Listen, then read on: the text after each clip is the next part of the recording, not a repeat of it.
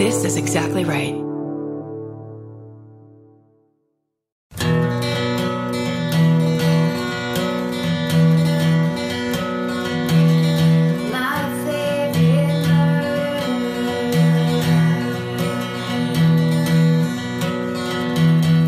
Hello and welcome to My Favorite Murder, the podcast. It's a true crime podcast. That's right. And I'm Georgia Hardstark.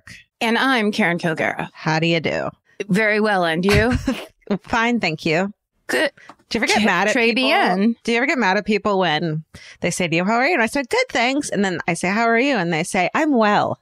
Because they're like pointing out that you just said good. And so you immediately feel bad about yourself. Is that grammar passive aggression? It is. And it's I never knew that. Well, I swear. It drives me crazy. I'm well. I would assume that's someone who is posing as some sort of therapist is what that sounds like to me. Or that sounds like someone who's like, I'm well. I was just at the farmer's market buying fresh broccoli to steam. And it's into organic. My pores. Do you eat organic? Do you eat organic yet? Do you eat organic? Do you? Well, no, because I'm unwell. Well, I'm fine with not having organic. So yeah. How about I'm just fine, barely getting by? Do you see these circles under my eye? Do they look like a well person's under eye baggage? I'm well, thank you. I'm well. I'm well. I'm a Stepford wife. I'm well. I'm well. That just makes me think of Banana Boy Scotty Landis, where he and I were talking about some people that were like very successful and also had kids, and both of the husband and wife are famous in some way, and they're both rich or something like that. And I go, wow, they really have it all. And Scotty goes, ew, who wants it all? It's this thing where it's like, that's what I always feel like, especially in Los Angeles, is like, I always want to tell those people with the tall nubuck boots and the white sweater and the big weird hat and the bleach blonde hair. I know them. I'm not competing with you. I'm not interested in your life. I don't want what you have. Yeah. I understand that you believe yourself to be the pinnacle of, your yoga class, and congrats. And avocado toast. Yes, you're doing all the things. You're checking all the boxes from the weird subscription box company that you signed up for. God fucking bless. Get away from me. Have you seen the movie Ingrid Goes West with, No. There is a character in that, and it's what she is striving for. What's her name? She's so great. Steven, she plays April on Aubrey Plaza. And she's trying to reach that character's lifestyle goals, #lifestyle goals, but she's just like us, so she can't, and just screws it all up in all these like not charming ways, like dark ways. But that, like, the character they had play and all of it is so exactly, but lives in a bungalow in Venice Beach with her hot bearded husband and their puppy. And they have a lot of boho, Joshua Tree style life, and everything they eat is perfect and cute. Yes. And so she steals her dog to become friends with her. It's like, it's very that. So I highly recommend. That sounds really good and relatable. I really love that movie. Yeah. This town is, and I think maybe it's not even this town. I think a lot of pop culture has become so drastically homogenized in a way that is like, and I know this is because I'm never on Instagram. And so when I see little bits of Instagram pop through, it's shocking to me how strange everyone is starting to look exactly the same. Yeah. And a little bit like sex dolls, where it's like sex dolls. So everyone has equal size top and bottom lips, and they're both giant, and they're the exact same size. Yeah. Everyone has not a line, a wrinkle, or a mark on their face. Yeah. Every single person has like 1/2-inch long eyelashes and gigantic eyebrows. The eyebrows. Not even like a wrinkle, not even an expression. And everyone's kind of to the side. And has a lot of contour. And there's a window on every wall in every room, letting in the most dappled, lovely sunshine. God bless it all. God bless it all.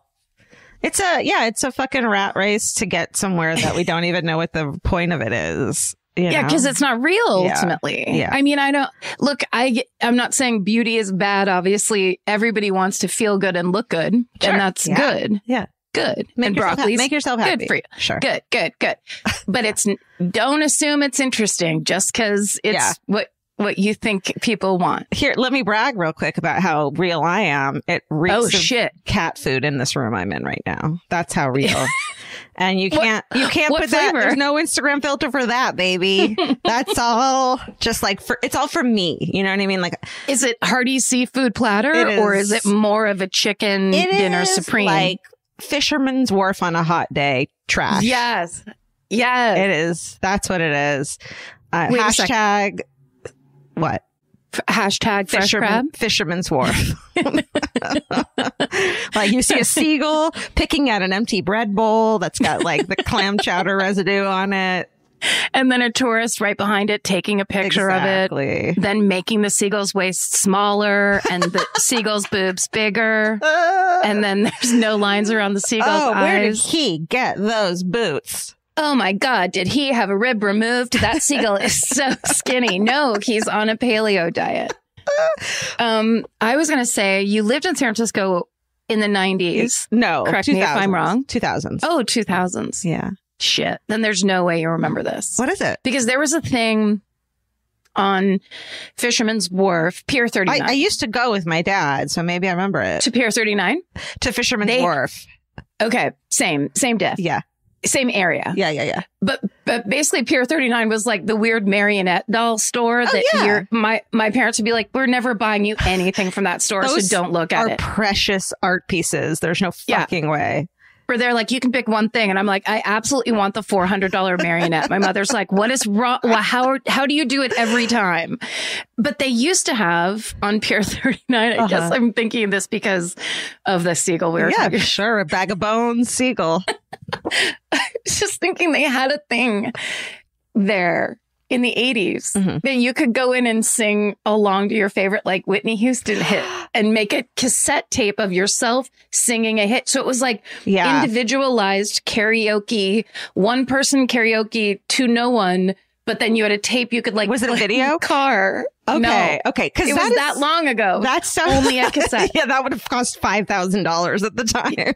Yes, exactly. That is awesome. But I feel like though they had those around in malls all over the country, and then eventually it became like because these videos pop up of kids doing that like that must have become the video you could get. And then like remember how they would have like Teen Magazine, and you and your sister had to sit in and they take a photo of it and show you on the cover of Teen Magazine. Yes, it was like the young girl's version of the Time Person of the Year thing. Yes. But it's instead it's like, I made it on the cover of 17. I feel like you getting that and those things are the rich girl equivalent, not to say we're rich, no offense, the rich girl equivalent of having to get a caricature drawn of you on Fisherman's Wharf, which was just like the bottom of the barrel. Are you ready for your low self-esteem beginnings? Yes. Here's how big your teeth are, Georgia. Yes. Here's how like your head is like from Mayan, you know, they give you a tiny body. Yes. Like if you're like, I like to ride horses, it's a tiny body on a tiny horse. Yeah. But then you're accentuated whatever you hate about yourself. Yeah. So I already had a big face. So it's like they couldn't figure out what to do with me because it was like there was the caricature itself is a gigantic head. That's the joke. What do I don't know what to do with this girl. It looks exactly. She already looks like this. We're gonna make her eyes bluer. Like that's not gonna hurt her feelings. How do we make this child hate herself for the rest of her life? That just made you feel better about yourself because you're like, wow, my eyes are like pools. Really, and then it's just like, so you're saying that's my real size face? Yep. That's not a caricature. That was for a long time like what you wanted is that big head, lollipop head, skinny body. You know, and it was you're above lollipop head, skinny body, tiny horse, Golden Gate Bridge in the back, little cowboy hat. Like what? Hashtag. That was the original Instagram for characters from Pier 39. Can everyone please post their caricature drawings or their cover of Teen Magazine photos from when they were kids? From the tourist trap. Oh yes, my God. I was a cowgirl. I have one as me as a fucking cowgirl. I swear to God. It's from Knott's Berry Farm. Oh my God. Do you have one? Yes, I have one. The group of friends who all decided one day we were going to go to Pier 39, and you know who's in it? Legendary Holly Gardner, tampon suitcase story, who I have to say suffered greatly in the retelling of the tampon suitcase story. Good. Was my best friend from 6th grade through high school. So like, you wouldn't have told it and said her full name if you had really hated her. Yes, exactly. Maybe. No. That was just a bad moment in our relationship. But she's in that, you know, the all-stars of like 7th grade, essentially. And what it is one of those old fashioned cowboy pictures that's supposed to be like a tintype. Right. And we're all dressed up in costumes. Right. Okay. So here's what we're going to do. Steven, there's no way you don't have a caricature of yourself as your kid. As a dinosaur. Yes, you at Jurassic Park. Exactly. You're riding a tiny dinosaur. Yes, I do. Okay. So here's what we're going to do. The three of us are going to post it on our Instagram. Can I just retell? Hold on. Yeah. Steven's, as George is saying, we know you have one. Steven's looking, it's almost like he was in like a pantomime of a confused guy. And the second I said Jurassic Park, he snapped right into it and was just like, oh yeah, I have one of those. Well, because my sister and I have one of us doing it, and then we recreated it as adults like a few years ago. Nice. Yeah. Is it a caricature or is it like it's us like in a green screen being like chased by a dinosaur. So we recreated that moment. Because he's younger Children than us. And adults. Yeah. Got it. Like we have the middle, beginning, and hopefully end of what we were able to do as children. Yes, complete. Yes, we span 3 generations. This is our family. I think I was too scared to get a real caricature, though. You were too scared to find out what your one major feature is on your face. Yeah, I think I was too scared. So like at Knott's Berry Farm, Georgia, I never did that. Yeah, he was easy on me because I think I was like 4. And then please tag. Let's do MFM caricature hashtag, because we have the whole thing. Point of this is to get our own hashtag, right? That's what you wanted, Karen. Now you're speaking a language. Like on Twitter, hashtags are straight up for nerds that never use Twitter. Not Instagram. I know. Instagram's a completely different language. Right, so you have to call this. Just tag us. Just tag us. MFM caricature is good. Okay. I mean, those are the ones we want. Big head, little I want big head, little body. Okay. You're looking for a potentially fake magazine cover. No, I don't care. Which is so funny. I'd love to see that. Whatever the play area art. We've spent too much time on this. Just post it and tag us. Disagree. I think we could dig deeper on this. Okay. Also, it makes me think of this too, because it's like, just to not to argue with you. First, we were definitely middle class, but my mother would always do this thing where, like, if we walk by the caricature person, she'd go, "You don't want that. You don't want that. It's not worth it. Pick something. That's a good trick." She would always, like, outside of her mouth, basically be like, "You don't want trash that. It's not talk. gonna last. You're gonna like it. You like it now. You won't like it by the time you get home." She's a smart lady, and she knows how to work with people. I feel like to make them think that they're making their own decision. Yeah. Right? You mean manipulate children? Yes, I do. Parenting 101. Give them 2 options. Make one of them shitty. Make the other one the one you want them to do. Yeah. And then you get whatever you want. Do you want a nap or do you want to help mommy with laundry? That's also head writing. If anybody wants to take my class, that's the first one. Wow. That's good stuff. What the fuck were we how did we get on? We were talking about how things are superficial on social media. Oh yeah. Speaking of social media, I have a correction because social media told us. Perfect. It's another clarification, because last week I talked about the book I'm reading, the Icelandic. We guessed Norwegian. It's called I Remember You by Yrsa Sigurðardóttir.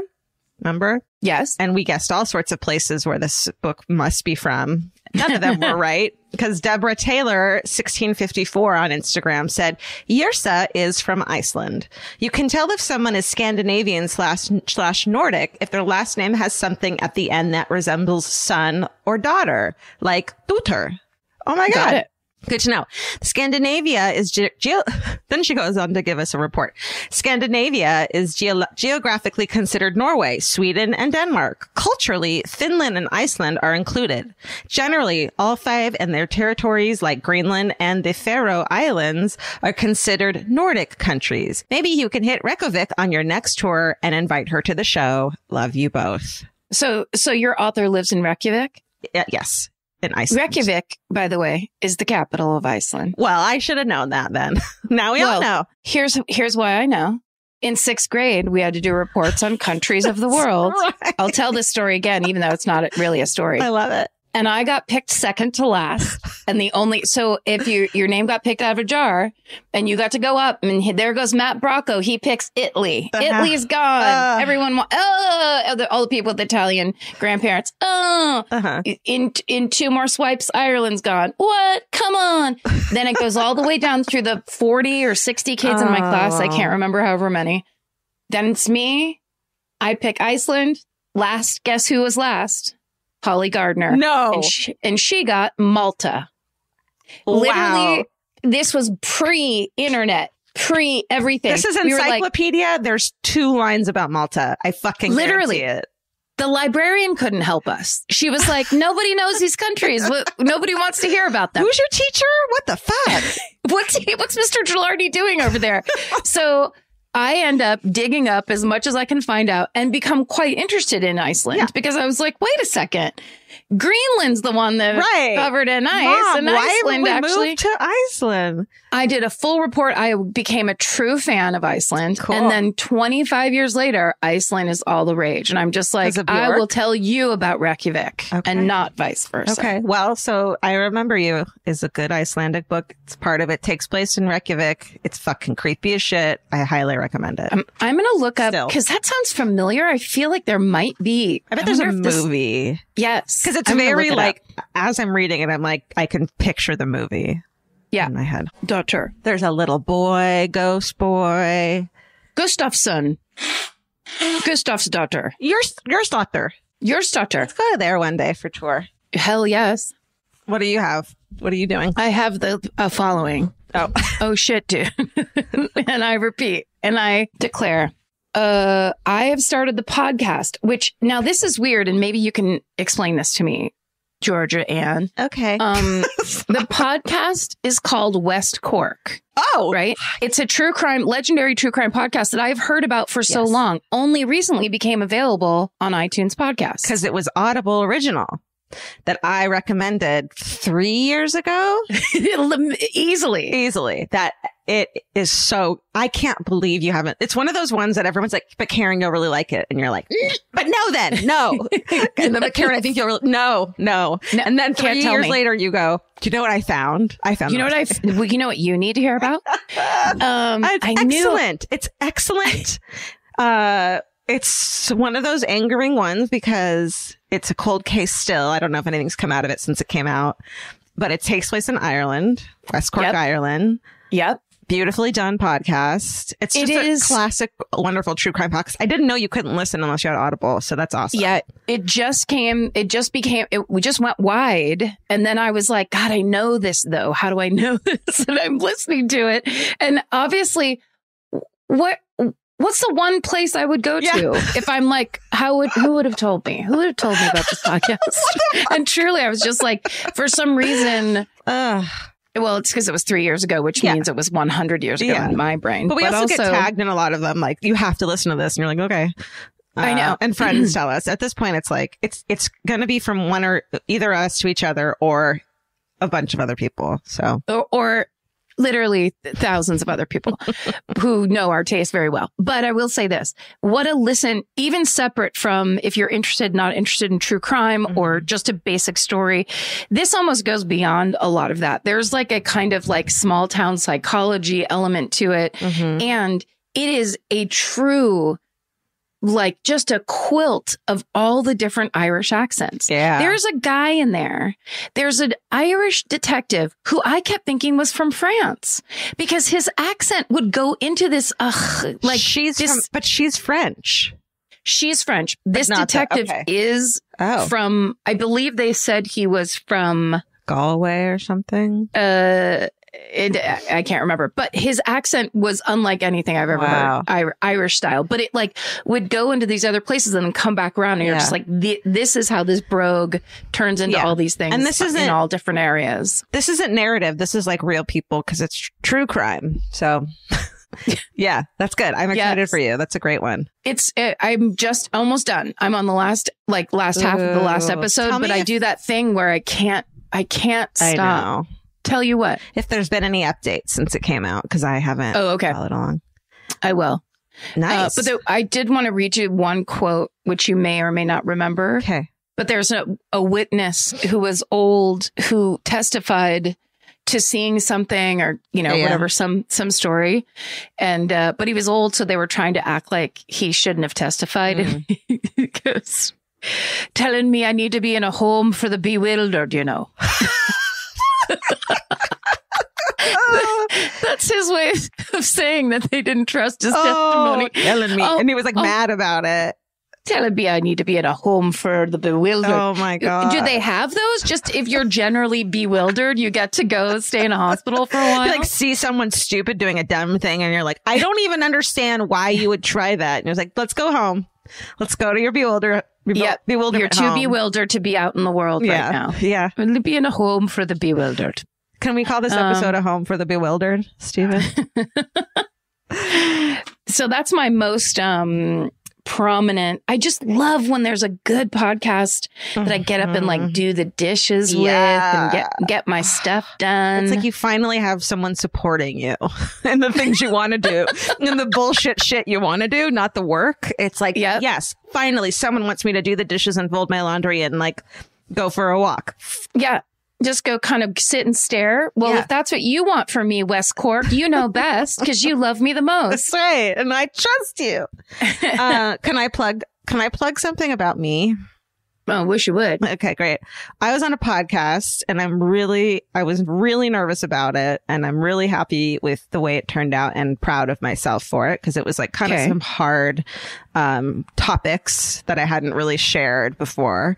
So it's this podcast called Turned Out a Punk that I'm a big fan of.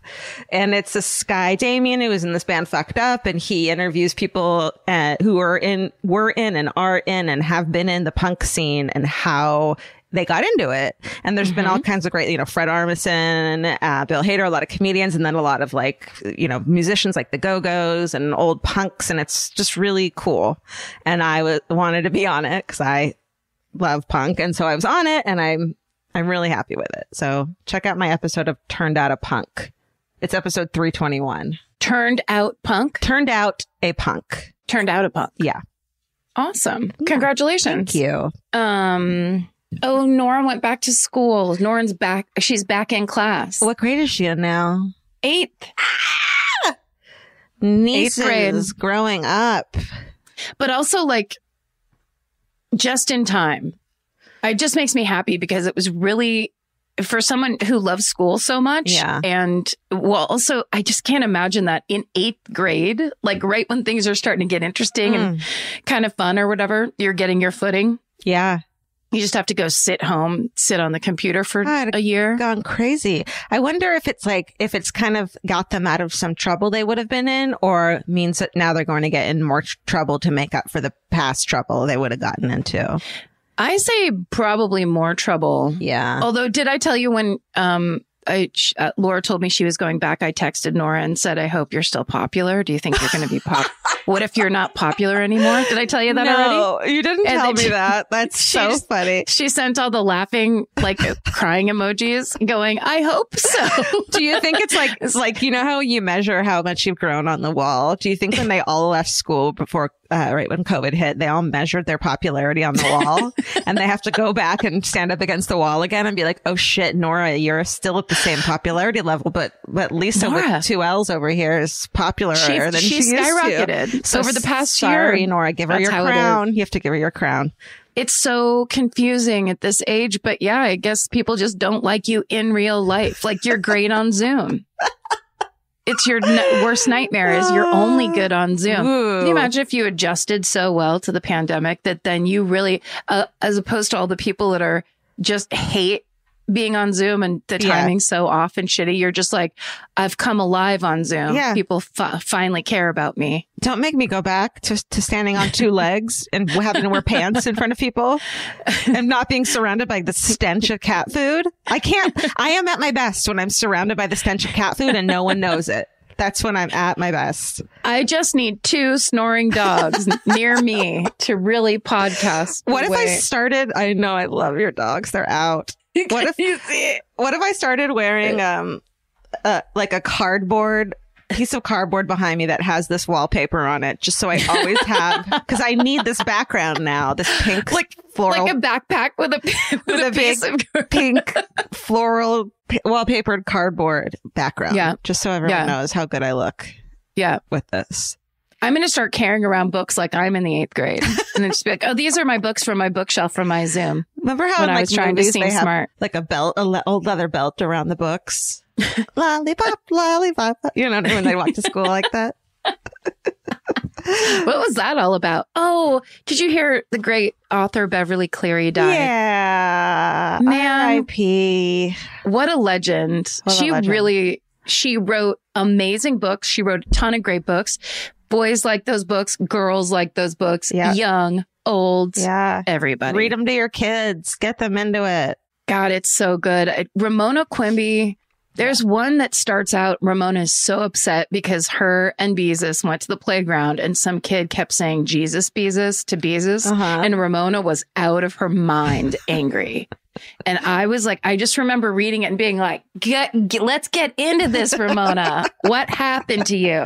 Tell me your story. Yes. I mean, like, it's such good writing for kids. It's saying what happens to you matters and like is a story worthy and a big deal. Yeah. So good. You don't have to like waltzing through a wardrobe to get your story written, everyone. You don't need a big, weird Christian lion telling your story. You don't need a giant peach. You don't need insects to be your friend, although it's very helpful. I loved the idea of being on a giant peach that you could like lay on and then just take a bite of if you wanted. Oh my God. That was my favorite. I read that book so many times when I was a kid. We read that book. Also, did you have the copy of James and the Giant Peach that had the original illustrations?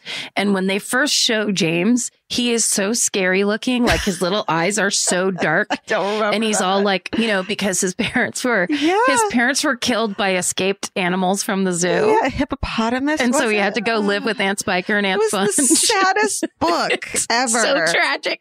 It's so tragic and horrible. They're so mean to him. I know. Jesus. No wonder we're the way we are. I know. For real. It's all Roald Dahl's fault. Should we do Exactly Right news? Yeah, I don't think there's much Exactly Right news this week, right? Just some highlights of good stuff that's happening on shows. That's right. Well, really exciting. I'm sure you heard the trailer that Tenfold More Wicked's season 3 kicks off this week. It's called Murder in the Court, and it covers a historical true crime story about a fractured family in Texas. So check that out. It's so good. It's such a good series. It's such a good podcast. We love it. We're so proud of Kate Winkler Dawson and all her amazing writing talent and her amazing podcasting talent. She really is making just a hit. Yeah. I mean, people really love this show. There's such good feedback on it. She's amazing. We're thrilled to work with her. There's more COVID-19 information on This Podcast Will Kill You this week. So go check out what Aaron and Aaron have to tell you. There's just, it's a bonus episode. So much good stuff. And I Saw What You Did. Millie and Danielle watch and discuss the amazing films with the incredible Pam Grier, including Jackie Brown and Coffee. I mean, those are freaking classics. This woman is a legend, and Millie and Danielle are the people to tell you about it. They break it down. Yeah. All right. Should we get into this? Oh, yeah. Also, Pop Sockets in the merch, in the merch store, myfavoritemurder.com store, Pop Sockets. We have lots of them. Goodbye. Pop Sockets. Get into it. Get into it. Pop it. Pop it and lock it. I'm Kate Winkler Dawson, the host of Tenfold More Wicked on Exactly Right. And this is my new show, Tenfold More Wicked presents Wicked Words. I've interviewed writers about their best true crime stories, like Brian Burrow, who tells me about going to high school with a serial killer. Dude, if you're lying about this, you're lying about everything. Well, it's manipulation. Yeah. Tenfold More Wicked presents Wicked Words is now available on Exactly Right with new episodes every Monday. Follow Tenfold More on Twitter and Tenfold More Wicked on Facebook and Instagram. Subscribe now and find Wicked Words on the Tenfold More Wicked feed on Stitcher, Apple Podcasts, or wherever you like to listen.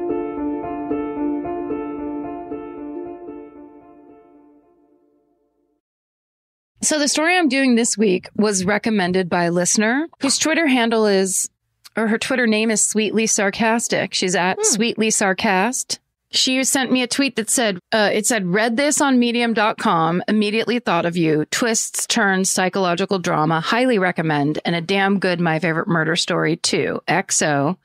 And she put the link. And then she put, no offense, hashtag true crime. Which made me laugh.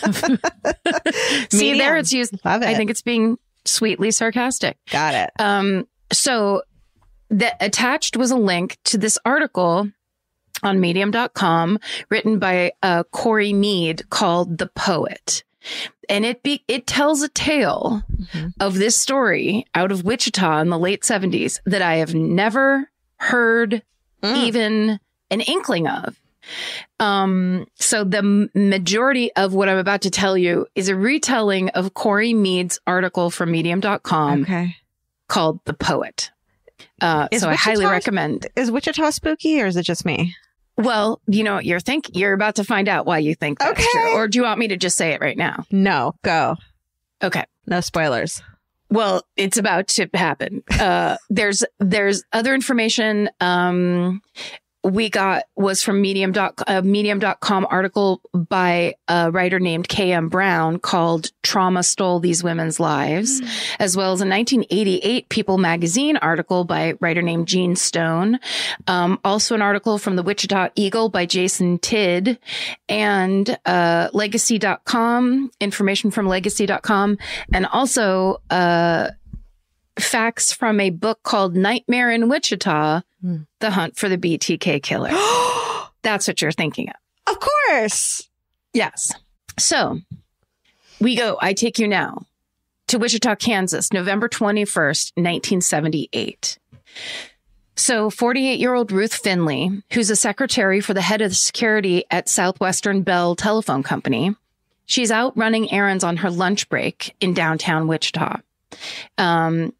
And she's leaving a greeting card shop on North Market Street when a blue-green 1964 Chevy Bel Air pulls up, cuts off her path, and a man jumps out. He's wearing black frame glasses and a jean jacket over his sweater. No, he's not a hipster. It's 1978. He isn't about to ask her about seeing Animal Collective live. Or if she has an extra cigarette. Yeah. Ruth immediately panics because she's seen this man before. This is actually the third time this stranger has approached her, each encounter being a little bit scarier than the last. So at this moment, he jumps out of the car. Ruth looks around. All she can see is an old lady like way up the street. So she knows she's alone. So before she can do anything, she's kind of in shock. He kicks her in the shin really hard, then yells, "Have you got my money?" She doubles over in pain. And as she does, the man shoves her into the back seat of the car, slides in next to her. And then a man who her attacker calls Buddy, who's sitting behind the wheel, drinking from a paper bag wrapped bottle. He basically takes off when the attacker shuts the door. So Ruth immediately slides over and tries to get out the other back seat door, but the handle's gone. She looks around. She notices the upholstery in this car is torn up. The floorboards littered with junk. There's chains. There's rags. There's an old gas can. There's pieces of concrete. And she also sees the dashboard is held together with masking tape. So her attacker starts going through her purse. He pulls out a $350 paycheck, a $100 savings bond, and her safety deposit key. He says, "We've struck it rich." But then he finds the business card of a police officer, and he starts screaming, "You damn stupid bitch," at her. And he picks up one of the pieces of concrete on the floor, hits her in the head with it, and knocks her out. Oh my God. So she's fading in and out of consciousness, but she later remembers snippets of the men's conversation. At one point, they're at the Twin Lakes shopping center. She hears the driver her complain about the shoddy job that Sears did on fixing his car. At another point, she hears them say, we'll get rid of her, but not here. It's then that she remembers she's got a can of mace in her purse, because the other 2 times she ran into this guy, it scared her so badly that she has mace in her purse, but she's too afraid to move or do anything at the moment. They end up driving around for hours. And so finally Ruth says, you have to let me out. I have to go to the bathroom. They both laugh at her. Yeah. And then she basically says, I'm going to throw up if I don't go to the restroom. And she starts gagging. So they say, okay, hold on a second. And they pull into a park. So at this point now, it's cold and dark out because it's November. Okay. So they make Ruth take off her sweater and her shoes so that she won't run anywhere or try to get away. And her abductor, the guy who jumped out at her on the street, he walks her into the park and he's saying stuff like, oh, this is going to be fun. I'll watch you and you watch me. And then he unzips his pants to start peeing. He says, I'll go first. And she grabs her can of mace and sprays him with it because they let her take her purse for some reason. Yeah. Yes. So then she runs. She runs up. She sees a bush. She kind of runs away, hides in the bush. The guy's walking around going, you can't get away. You'll freeze out here. Just come out. We'll be nice to you, whatever. But she stays hidden. Her feet start going numb from how cold it is. Yeah. She waits until it all goes quiet. And then she runs up to a higher vantage point. And when she doesn't see the car, the Bel Air, she sees that basically they've left. So she runs out of the park and she runs across the street to a liquor store and has the store owner call the police and then call her husband, Ed. Amazing. So now, her husband, Ed, hasn't heard from her all evening, so he's already filed a missing persons report with the police.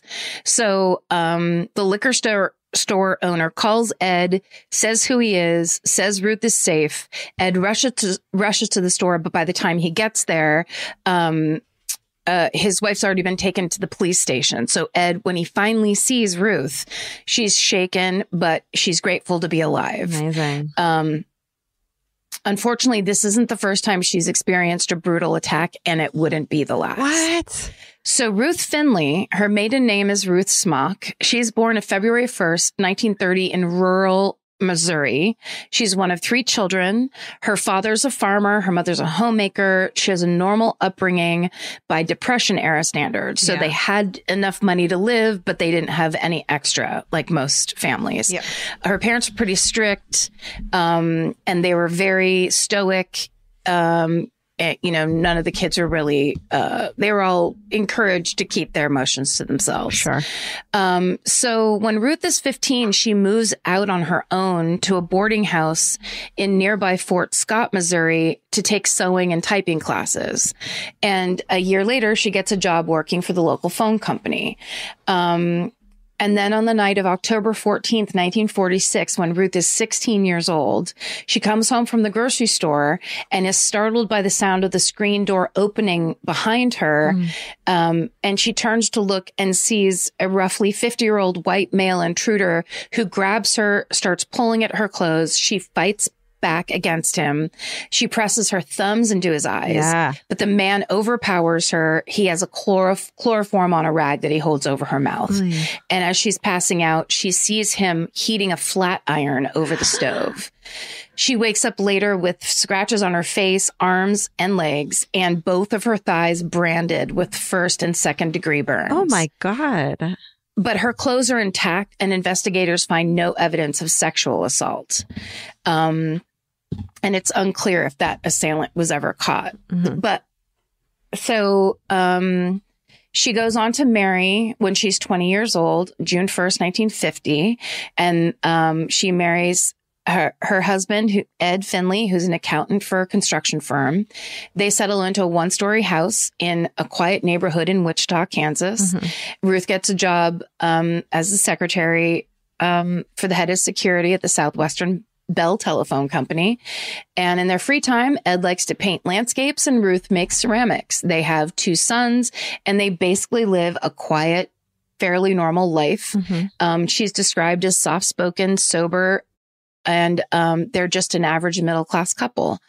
So basically all of this starts on a day in June in 1977. So basically at this point, Ed is 50 years old. He's working in the backyard when he suddenly collapses. So he's rushed to the hospital. Everybody thinks it's a heart attack. But he has to spend the night in the hospital to get his diagnosis of what's actually going on. So with both of their sons grown and out of the house, Ruth, now 48 years old, is left to spend the night alone in her house for the first time in 30 years. And this is after the attack, right? No. Now this is before. So okay. this is how everything started. Oh, okay. Got it. Is this night, June in 1977. Okay. So she turns on the radio to distract herself, but all of the news on the radio is about Wichita's first serial killer, the BTK killer, and the 7 victims he had so far murdered. Oh no. So yeah, he had been obviously going undetected. There's basically had a serial killer loose in Wichita and no one knew who he was. And he had killed 7 people at that point. Oh my God. So that's her first night home alone. Dude. So she has to turn it to a different station to distract herself. And then a little later that night, the phone rings. So Ruth is afraid it might be the hospital saying something bad about Ed. Mm-hmm. When she answers, instead, she hears the voice of a strange man who says, "Is this Ruth Smock from Fort Scott, Kansas?" And she is surprised to hear her maiden name and to hear her old hometown. She says yes. And he says, "I know all about that night." And he then reads the article from an October 1946 issue of the Kansas newspaper, the Fort Scott Tribune, all about Ruth's horrifying attack. Oh my God. So the man on the other end, he reads the whole article to her. Then he asks if Ruth still got her brand. She says, "I don't know what you're talking about." But he says that he was a construction worker who found this article about Ruth in the wall of a house he was demolishing. He says he's going to blackmail her and threaten to revive the story and tell everyone she knows unless she pays him. She hangs up the phone. She gets a terrible headache. She goes to sleep and then she sleeps for 10 hours. What the fuck? So she wakes up the next morning. She gets the call from the hospital to say Ed didn't have a heart attack. The collapse was from a car accident injury that had happened a year before. Mm-hmm. He has to stay in the hospital another week for observation, which means that Ruth is alone in the house for another week. No. And she's fearing another ominous phone call from this man, but none come. When Ed's released and back at home, Ruth decides not to bother him with the story of that call and just decides to put the whole thing behind her. But then later that summer, she's at work when an envelope appears on her desk with her name on it. She opens it up to find that same newspaper article that the man had read on the phone to her. So she rips it up and throws it in the trash. And then the calls start again. Ruth keeps him a secret from Ed. So when she answers the phone and hears the man's voice, she immediately hangs up. And sometimes Ed will answer, but the caller just hangs up on Ed. So then in August of 1977, she's window shopping in downtown Wichita and she notices a man they're on a crowded sidewalk but suddenly there's a man walking alongside her. And then he says, "You've done such a good job working this week. You can take the weekend off." And she's kind of freaked out, but she stays calm. She looks at him, estimates he's in his late 40s. He's 5'9". He's skinny. He's wearing a plaid sports shirt and jeans, white canvas shoes, and he has black hair graying at the temples. So she kind of takes a picture of him with her mind, but she ignores him basically. And she just keeps walking, but he keeps talking to her. And he says, "You work for the phone company, don't you? What do you do there? Are you an operator?" Then he tells her that he won it big at gambling and asks, "Do you want to go to Vegas sometimes?" So she's still ignoring him. And finally, she says, "I'm waiting for my husband," and his tone changes. And he says, "Are you still married? I like your face. I'm going to see you again. You can count on that." What? Some people's fantasies are other people's nightmares. So he disappears and then into the crowd. And then Ed finally arrives. And so she tells him everything that's going on. or that's just gone on. Yeah. He says, oh, he's just trying to flirt with you. It's fine. Ed. So a year goes by. She still gets the occasional phone call, but she just hangs up, and she doesn't see the man in person again until a year later in June of 1978, when she's walking by an alleyway in downtown Wichita, when a hand reaches out and grabs her wrist. No. And she hears a man yell, Ruth, get back here, you stupid bitch, and talk to me. But she manages to get away from him, and she runs into the Macy's across the street. She finally gets to the 5th floor of the Macy's. She realizes where she is. And she's basically like blacked out from fear. So she calls Ed. He comes and meets her at the Macy's, and she tells him about that incident and about the man that talked to her the year before, and finally tells him about all the threatening phone calls and all the stuff that happened. Yeah. So Ed actually files a police report, but nothing comes of it. So then 4 months later, in October of 1978, Ruth gets another mysterious letter, and this one is sent to her home. And it's written in the same messy scrawl that the other ones are written in. And this one reads, fuck you, fuck the police, fuck the telephone company. Oh, shit. Right? Which is, I mean, that's how we all feel. So a month later, the telephone company. Remember the telephone company? Yeah, Ma Bell. I remember Ma Bell. Ma Bell. Oh, it used to be these rates. These rates. Okay. Basically, a month later, Ed and Ruth go to the police, and they talk to a Lieutenant Bernie Drowatsky, who's a 34-year veteran criminal investigator.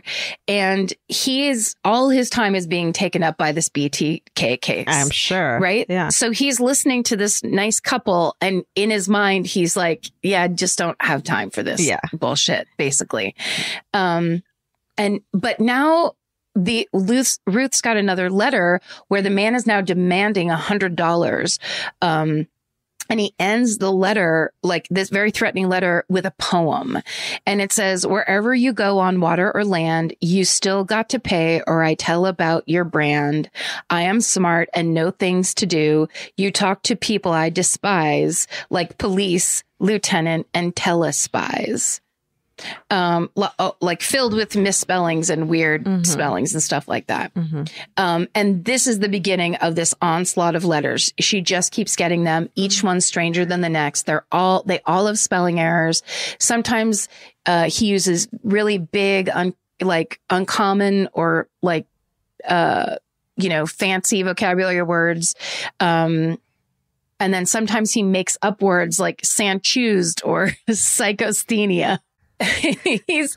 he always refers to Ruth's branding scars.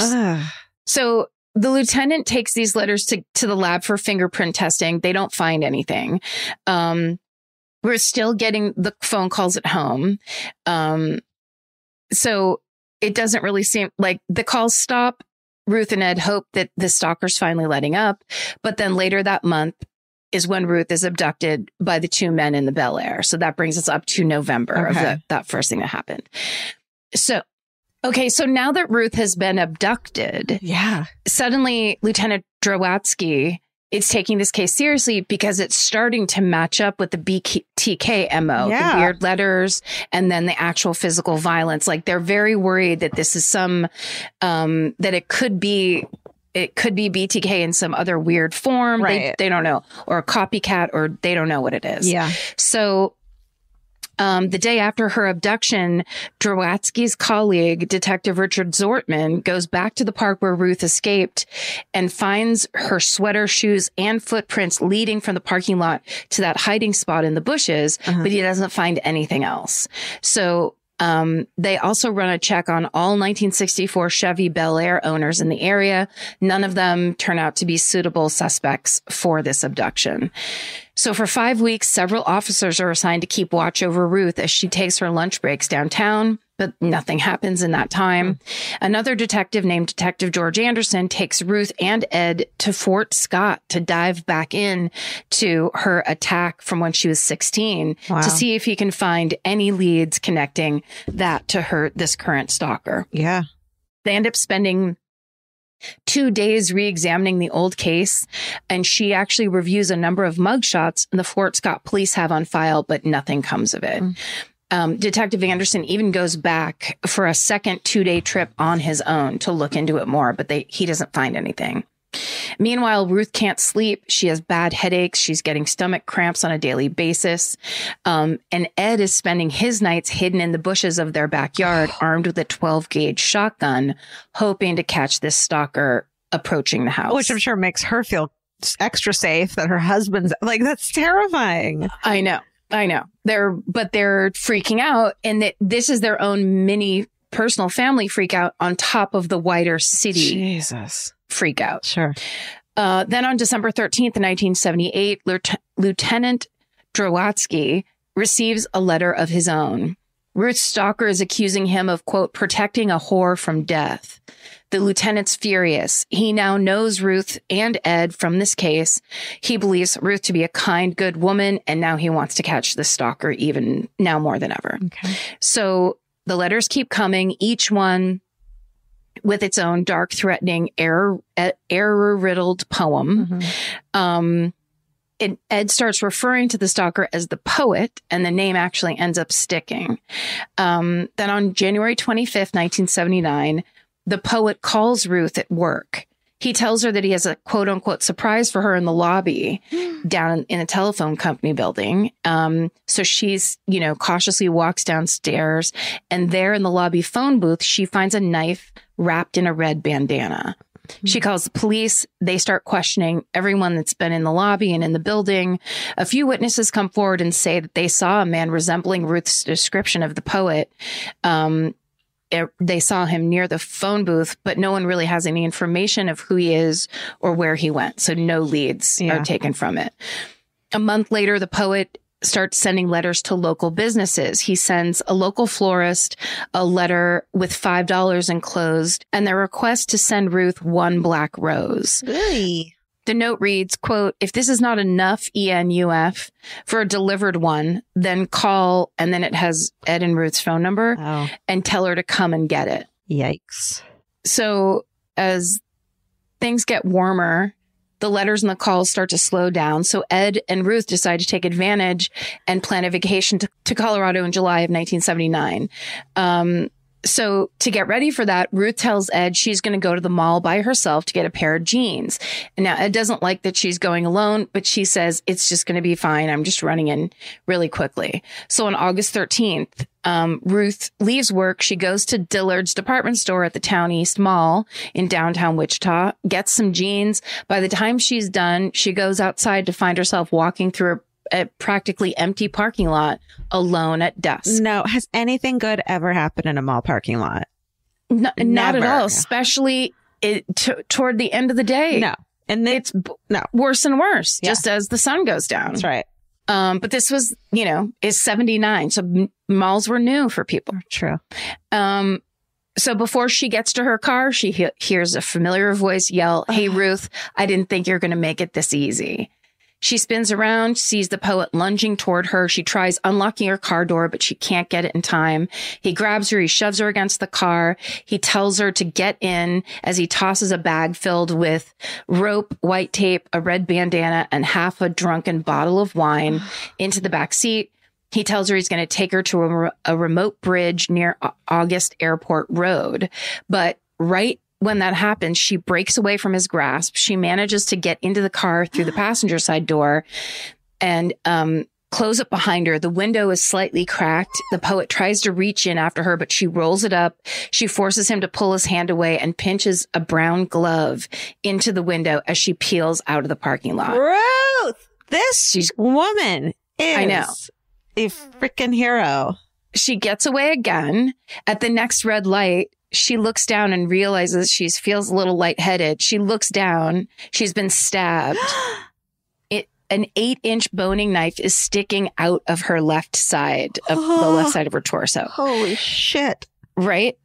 So she'll later learn at the hospital this is actually the third stab wound that she got. There's 2 more in her back that she didn't even feel. Oh my God. So she she drives herself to a gas station phone booth, and there she dials the number that she's memorized, 268-4181, which is Lieutenant Drowatsky's boss, Captain Al Thimich.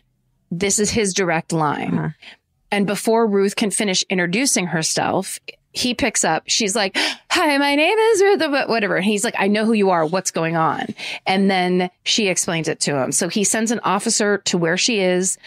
But she's so worried that the poet's going to find her there that she drives home, which is only 5 minutes away. Captain Thimich has already called Ed and basically said what's going on. So by the time she gets home, Ed's waiting for her on the porch. As soon as she gets there, he gets in, drives her to the hospital. The police meet the couple at the hospital.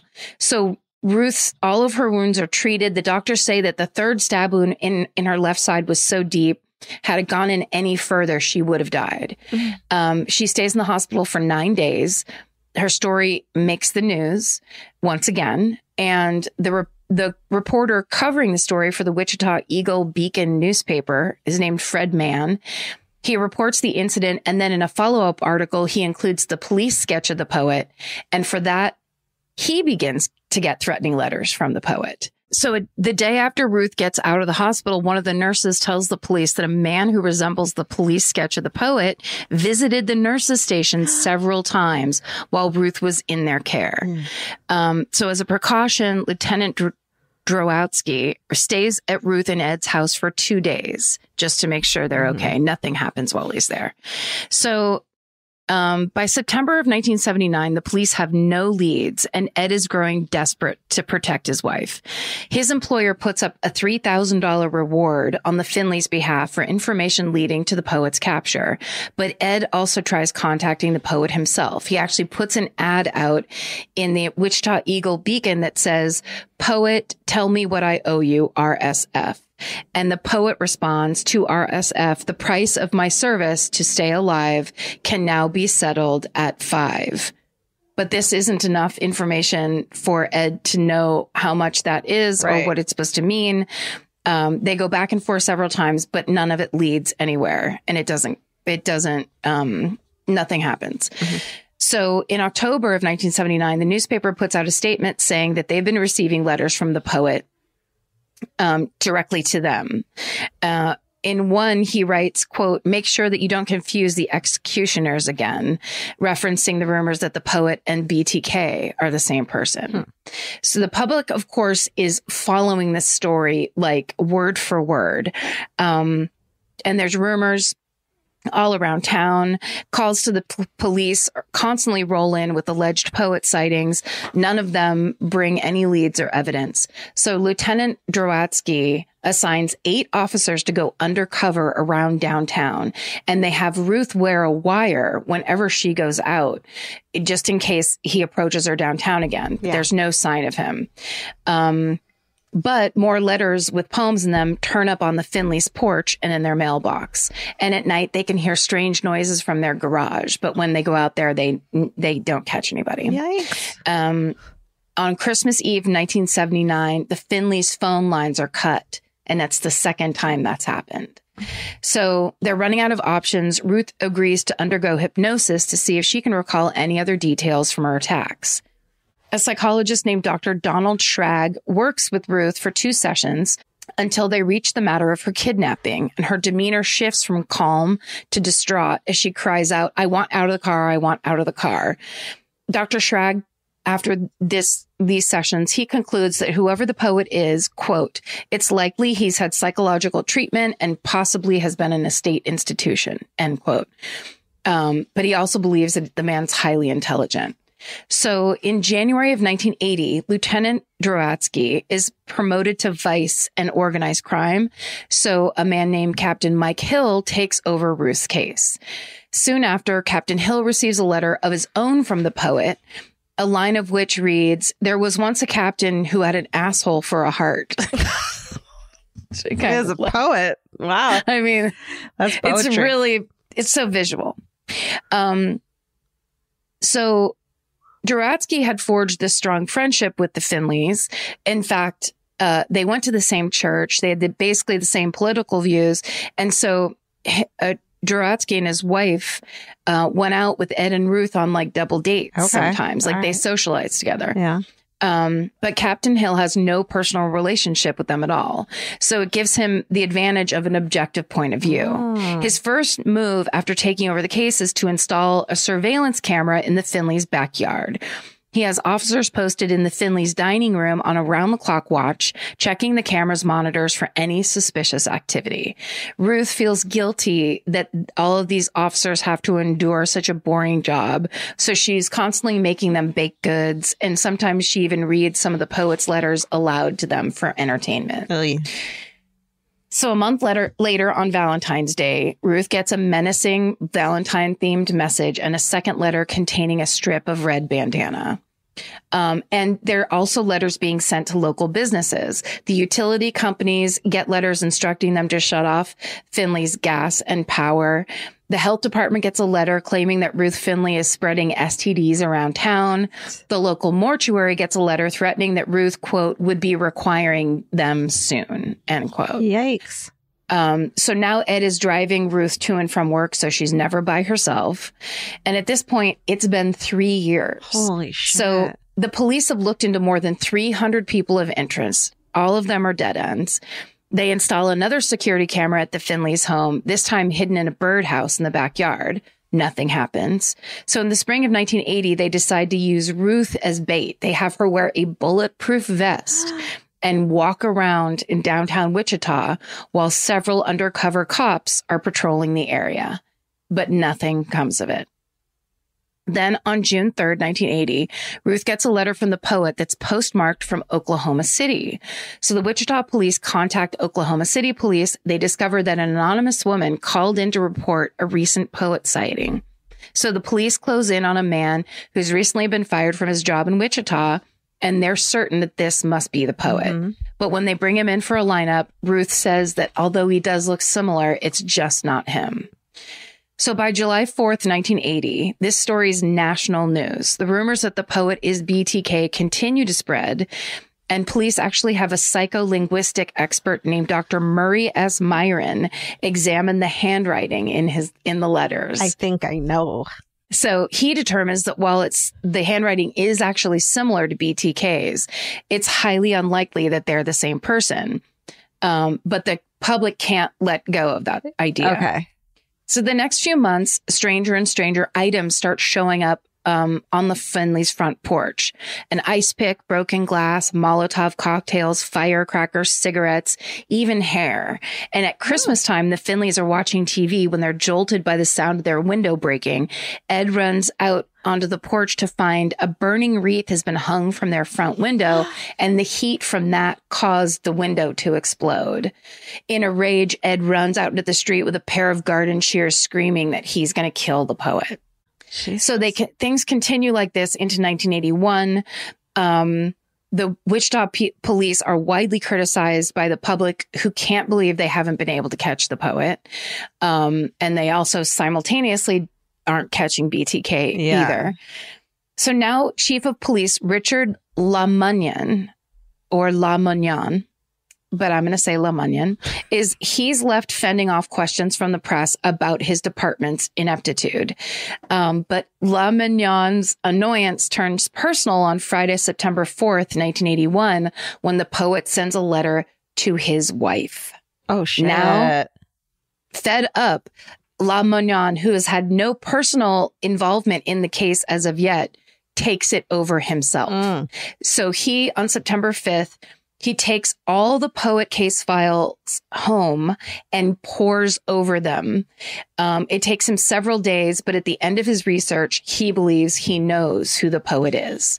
He calls a private meeting for select officers on September 11th, 1981, and he begins to explain his very secret theory. He says he finds it strange that all of Ruth's attacks have been in public places, yet there are zero witnesses to any of these attacks. It's also strange that despite all the hours of round-the-clock surveillance, no officers and no neighbors have ever seen a trace of a trespasser, not even footprints on the Finleys' property, and they live on a dead-end street. When the surveillance camera is installed in the Finleys' backyard, all the action moves to the front porch. And then after Ruth's abduction, the only footprints the investigating officer find at the park are Ruth's. And when Ruth is stabbed, instead of calling 911 at the phone booth like a regular person would, she calls the direct line for Central Investigations. The officer's in the room.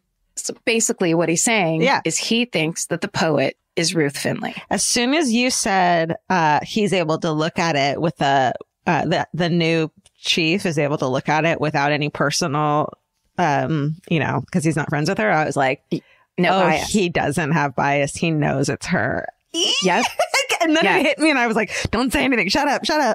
Oh my God. But this is exactly the way writer Corey Mead laid this article out. So the entire time you think you're just reading a case that you've never heard of before. Tragic and then woman by the time it gets to that exactly thing, where you're just like, this woman is being hideously victimized. Why have I never heard this story before? But here's the thing. All of these police officers, the Wichita PD, think this guy is nuts. They think the chief is totally lost it. Well, there's no Munchausen syndrome back then, right?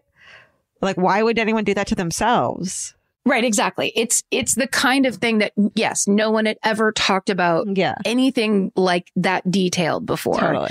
But also they know Ruth. They've come to know her over the past 4 years. They cannot believe she'd be the kind of person who would put her husband through that, who would do that to the police or do it to herself. Yeah. That's not what she's like. She's a kind, quiet, very upstanding lady. And what would her motive be? It didn't make sense to them. It didn't add up. Yeah. But since La Munyon is the boss, they have to follow his theory. So beginning Monday, September 14th, 1981, La Munyon sets up a 24-hour surveillance on the Finleys, with officers trading off 12-hour shifts in a van 2 blocks away from the Finleys' house at the Eastgate Mall. This time without the Finleys knowing. Yeah.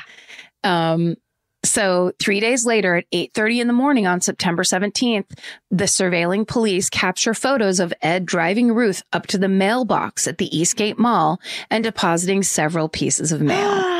So they run over, and basically it takes them until 1:30 to get a postal officer, the postal inspector to open that mailbox. And inside they find 2 letters from the poet. But too much time has passed between when Ruth dropped the mail off and when they were finally able to get it opened.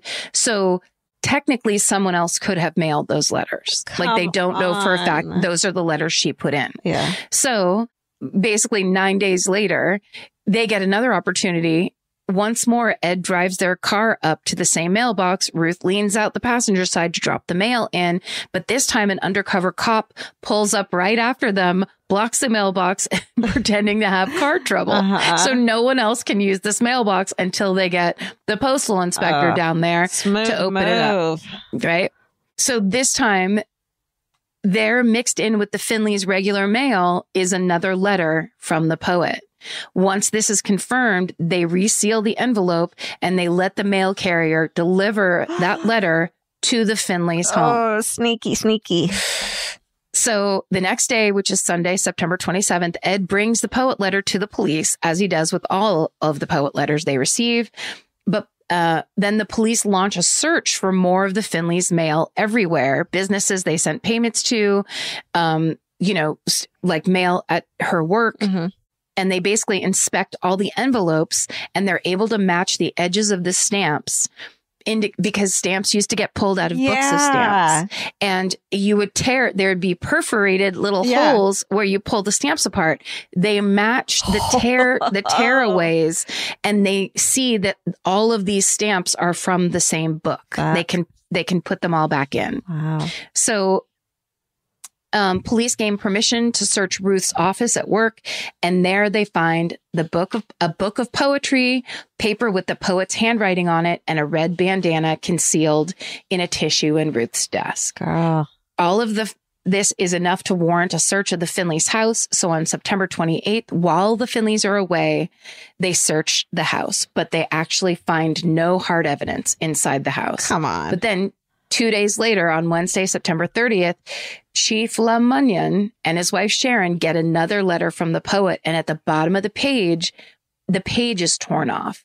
So through microscopic fracture analysis, they are able to determine that the torn off piece from Ruth's trash can at work matches the piece at the bottom of the letter that LeMunyon received. Yeah, and this I got it. Yeah, I got This solidifies the case. So the next day, on October 1st, 1981, the police ask Ed to come into the station to pick up the latest batch of poet letters, which is what usually happens. But when he gets there, Captain Hill and Detective Jack Leon take Ed into an interrogation room and they start asking him questions. Now, Ed's confused, but he cooperates. Basically, the officers spend 2 hours asking Ed about his life, his upbringing, all the way up until the beginning of the harassment in 1977. And to get the idea of basically, is Ed complicit in his wife's plan? Is he? Oh my God. Finally, Captain Hill tells Ed that he knows who the poet is. And Ed says, well, I hope the hell you do. Let's go get him. But then Hill shows Ed pictures of his wife dropping letters in the mailbox at the mall and explains that they can confirm that Ruth is in fact the letter writer. Ed is in utter shock. Hill asks if he'll agree to a polygraph test so he can be eliminated as a suspect. Ed agrees. He passes the test. He was never involved. Aww. It was all Ruth by herself. Eddie, I got bad news for you. I know. So sad. At 5:00 that same afternoon, Hill calls Ruth and has her come down to the station to look at mugshots to see if she can identify the poet, which is a common practice for her at this point. Yeah. She agrees. Hill walks her through the same interrogation procedure that he walked Ed through. And he finally asks Ruth if she wrote any of the poet's letters. She says no. But when he shows her the surveillance photos of herself mailing the letters and says that he can prove she did, she finally admits. She says she has a vague memory of sitting in her basement writing letters. But when she thinks back, she can't tell what's a dream and what's reality. Oh, dear. I was hoping you were going to say they'd show her a mugshot lineup and hers was in it. And that's how she'd know. And she's like, there he is right there. Oh, no. Yep. Basically, he switches his tone and gets mean and asks her if the attack from when she was 16 years old, if that even really happened. She swears it did. But she starts to get really upset. He switches back to a gentle tone and basically says, quote, Ruthie, why? It's time. It's time to tell me why. I'm not mad at you, Ruth. I want to know why you're doing this. So after some prodding, Ruth eventually admits to everything: the letters, the calls, the odd objects left at her house, even her own stabbing. But she says it wasn't a deliberate plan as much as it was kind of this fuzzy memory that she can barely recall. Basically, she's really ashamed and she's confused, but she's really ashamed. And when Hill says to her, there's no hard feelings between you and me, Ruth says, quote, there should be. I wish I was dead. Oh, my God. So she confirms that Ed was not involved at all, but she makes it clear she needs medical help. She says she thinks she's crazy. And then she says, quote, I tried to figure out what was wrong, but I couldn't stop it. So that night she's taken to the psychiatric ward of St. Joseph's Hospital for treatment. After much debate, the Wichita police make the controversial decision not to press charges against Ruth. Wow. Citing that she was suffering from severe mental distress and had no malicious intent. She did, however, cost the department almost $400,000 for all their investigative efforts over the past 4 years. And Chief LeMunyon does not agree with this decision not to press charges. He considers her a dangerous criminal. Wow. Basically, Ruth goes into therapy with a Dr. Andrew Pickens. And this goes on for the next 7 years. And she's finally able to uncover the source of her issues, which takes her a while to get to and then takes her years to process afterwards. Sure. But what's interesting and kind of fascinating about it is she does it using the same technique that the poet does. She begins writing poetry about it. And she finally unwinds like all of those things that she was writing in the poet's poems, they all kind of pulled into her reality and what she basically had faced a long buried childhood trauma of sexual abuse by a neighbor when she was only 4 years old. What the fuck? And it was a man who had used red bandanas to tie her up. So, oh my God. So like there was actual symbolism in her. Wow. Yeah. So she basically says that when that happened to her, and it went on for a couple months, that she would remember, quote unquote, floating off to heaven, which is a common dissociative tactic that the brain uses in times of severe trauma. Yeah. So it's a defense tactic, her doctors theorize, that allowed her to develop this kind of separate identity as the poet. And then in 1977, when Ed has his heart attack and she is alone for the first time in her life, while the BTK is like gone, basically killing people around town and no one knows who he is. Yeah. Basically, her brain switches back into this dissociative mode, and the stress, she basically, it's like this cry for help. Wait, so did the teenage attack happen? Yeah. Okay. So that probably, that's like, as far as we know. As far as we know. And yeah. And basically it seems like the police in that town believe too. I feel like that attack alone as a teenager would have triggered that reaction from BTK too, because that's a similar thing. He was breaking into women's houses and tying her up and murdering them. It's like either of those could have all of it. Yes. All of it. Yeah. It's all horrible parallels to her life. Yeah. And if she was repressing it and then that attack, you know, she was kind of able to come back, and then she has this marriage that's really solid for her. Yeah. And, you know, it's this really strong, great marriage relationship, family she builds for 30 years. Everything is like going great. Yeah. And then this thing happens that's like shock after shock. Yeah. You know? So, shit. The only person who doesn't believe this theory is Chief La Magnon, who would later say, quote, "I think she's lying. She knew everything she was doing," unquote. Wow. But no one in Ruth's family or friendship circle believes that at all. Yeah. In fact, Ed stands by her. Their marriage lasts through this horrible experience. And she was quoted as saying, "It's been hard on Ed, but he's the kindest person I know, and he's been very supportive." But also her friends and neighbors rallied by her side. Her neighbor, Emma Dillinger, is quoted in that People magazine article saying, "Ruth told me her story and gave me the option of cutting off our friendship. But all I wanted to do was comfort her." Oh my God. And all of Ruth's loved ones like basically had that same reaction. Yeah. And after 5 years in treatment, she feels strong enough to talk about her story on a local, like news station. Yeah. And after she basically tells her side of the story, the station starts getting calls, and 98% of them were compassionate and loving and completely supportive of her. Like an overwhelming majority were just like, this is unbelievable. Yeah. So it turns out that the poet of Wichita was not a violent madman, but a woman who didn't even know herself how much she needed to be heard. On May 30th, 2019, Ruth Finley passed away at the age of 89. And that is the fascinating story of Ruth Finley, also known as the poet of Wichita. What the fuck? What the fuck? Give the credit to the person who suggested it to you again, because brilliant. Sweetly sarcastic. Read that article by Corey Mead first on medium.com and sent it along to me. I mean, I also think that part of me hesitated.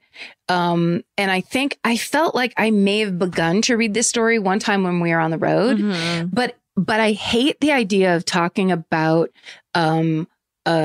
going this far into a story where a female victim is lying, because it does not. It doesn't happen that often. Yeah. And that kind of thing of like these false reports, I think it's one of the reasons that it's not a very well-known story. That makes sense. Is because it's as crazy as a serial killer. It's as unlikely. Yeah. It's as, it's very common for women to be stalked. It's very common for women to be raped. It's very common for women to be attacked and abused. So this is a true anomaly that then kind of grew into a whole other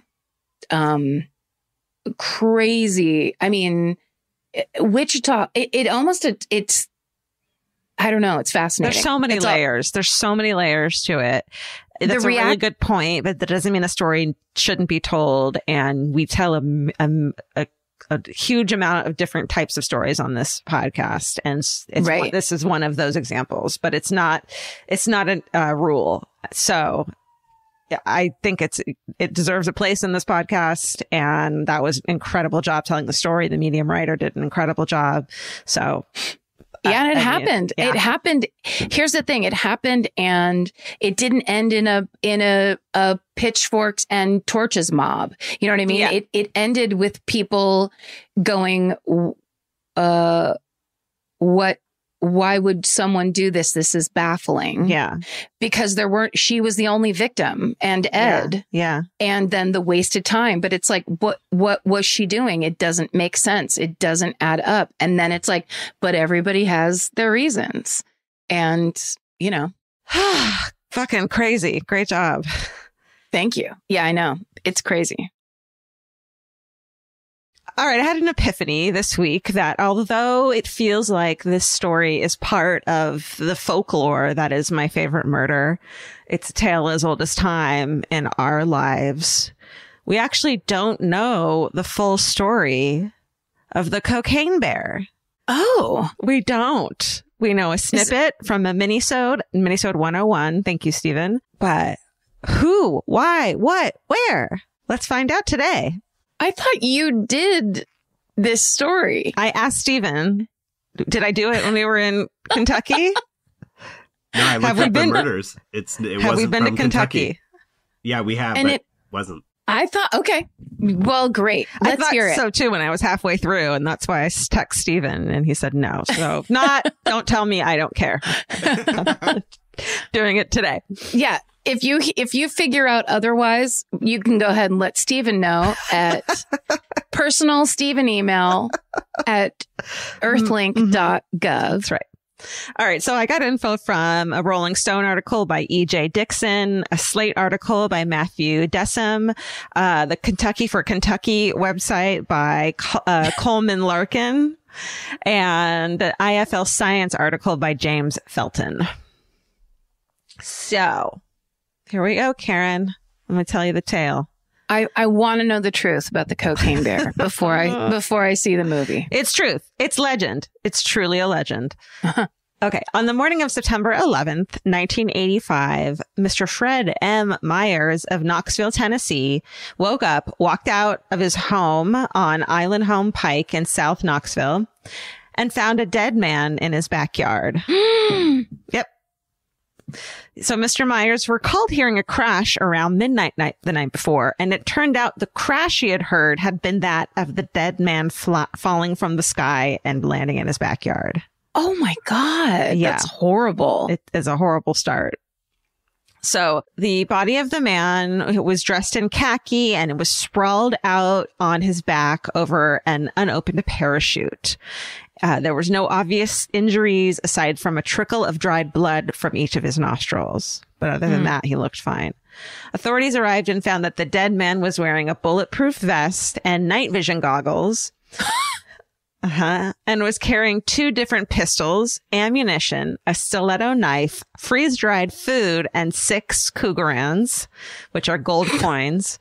Yes, I love Cougarans. Yeah, that's my favorite reference. $4,500 cash, IDs in multiple names, a membership card to the Miami Jockey Club, and several inspirational epigrams, which I know you love. Epigrams? Epigrams. Yeah, like you mean like keep soar high like a mighty bird? That's right. Keep on trucking. Those kinds. Well, are those epigrams? I don't know. I don't either. Let me read you one. That's definitely an epigram because this is one of the ones he had on him. Wait a second. Is an epigram the same thing forward and backwards? Because then mine wouldn't work. No. Fly high like a mighty eagle won't work. Wait, let me spell that backwards and try to. No, you're right. Okay, this one read, there is only one tactical principle not subject to change. It is to inflict the maximum amount of wounds, death, and destruction on the enemy in the minimum amount of time. It sounds like a Chuck Norris type of like thing that they live by, you know, like here's what I live by. It sounds like the kind of shirt that you'd be right up against in line at 7-Eleven. And then once you read that epigram or whatever the fuck you're claiming it to be, then you back way up and you're just like, uh-oh, I didn't realize you're here to do the most damage in the shortest and you're amount like, of time. Hey, mister, can I touch your nunchucks? And hey, are those nunchucks in your pocket? That's right. So he had that on him. Poetry. And he had a duffel bag with about 75 pounds of cocaine that was 95% pure. And I wanted to in my head picture 75 pounds of cocaine, which is hard to do with powder, right? So then I looked up like how many pounds of chocolate bars would that be? But then I thought, okay, well, what kid weighs 75 pounds? And so I looked it up, and an average 10-year-old female weighs 75 pounds. So that's how much cocaine. If you held an average 10-year-old female in one hand and cocaine in the other that weighed the same. You could also do it basically if you're doing 5-pound bags of sugar. Oh. But cocaine, there would be about 14 bags of sugar. Oh, that's a lot. No wonder his parachute didn't open. And if it's 95% pure, you can get some baby laxative and cut it in there. And then you can have you have 35 pounds of cocaine. And you just get all the kids at the junior college to buy it. And you're in Cabo, baby. 90s Karen just snuck up on this podcast and was like, hey, I have an idea. Hey, man. Look, man. Be cool. All right. So police came and were like, what is this scene? It was like baffling to everyone, of course. Narcotics agents came, DEA, customs were very baffled by this innocent looking backyard scene. I guess it wasn't innocent looking. Anyway, not innocent with the Krugerrands. No, that's not. I'm telling you, anytime Krugerrands are involved, this is an international issue that we have. Or it's a spy movie starring Brad Pitt. Either way, you're fucked. So police by afternoon are able to identify the body. And even then, they still had few theories as to what the hell happened. But they do identify him as Andrew Carter Thornton II of Kentucky. So let me tell you about Andrew Carter Thornton II. As you can tell by his name, yes, he came from a wealthy family. He's royalty. That's right. So he's born on October 30th, 1944 to Carter and Peggy Thornton in southern Bourbon County, Kentucky. Carter and Peggy had a grand old time being wealthy and breeding horses at their stud farm. Lucky. So Andrew grew up living a privileged life in Lexington, Kentucky. He attended prestigious private schools along with other Lexington blue bloods. He went to the military academy, Sewanee Military Academy, and then joined the Army as a paratrooper. Then he became an Air Force officer. He earns a Purple Heart, he's on his way up. And next in his illustrious career, he becomes a police officer in the Lexington, Kentucky Police Force Narcotics Division. So here he is. But then in 1977, he resigns because he now wants to practice law. So he goes to the University of Kentucky Law School. And apparently the law applied to everyone but himself because as a 1980 federal indictment alleges, he was part of a drug and weapons smuggling ring called The Company. Ooh. Oh. Yeah. And it also reportedly involved other former Kentucky police officers as well. So maybe he went to law school to be like, I'm going to keep this business going and not for good reasons. Mm-hmm. So in 1981, he's arrested along with 25 other men. They were attempting to steal guns from a naval base in Fresno, California. Risky. And for attempting to traffic 1,000 pounds of marijuana into the county. Into San Diego? Fresno. Oh. Yeah. I thought drugs lived in Fresno. Why do they have to smuggle them in? Yeah, especially from Kentucky. Yeah. No one in Cali wants that KY weed. No thanks. Keep it for yourselves and your stud horses. We're good over here. So DEA agent Robert Brightwell, who says he worked with Thornton on narcotics investigations in the early 70s, described him as a, quote, an 007 paramilitary type personality, an adventurer driven by adrenaline rushes, who became bored with being a cop. So we got this guy who thinks he's James Bond or Chuck Norris. It seems like a cross between the two. And he's bored with even being a narcotics cop, which sounds pretty entertaining and fun, if you ask me. And stressful. And stressful. Yeah. Like, what more do you need? What? And legal. Yeah. So not enough for some people. Never enough. Never.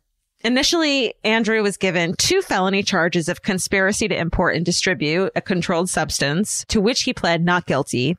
But he fled the state, and then it was found heavily armed in North Carolina and brought back to California to face reduced misdemeanor drug charges. So he got his charges super duper reduced. Let's go back and talk about how he was wealthy. That's how it probably happened. And hoity-toity.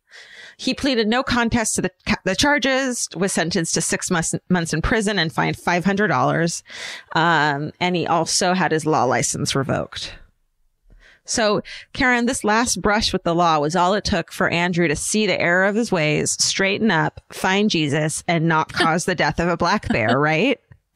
Lies. No. Turns out, no. Find Jesus is how I know. So a woman named Betty Zaring was his former wife, and she said about him, quote, he was a son of a bitch. He was a son of a bitch. And then she shot 2 pistols in the air. This son of a bitch had shitty Kentucky weed. Always trying to give me that weed.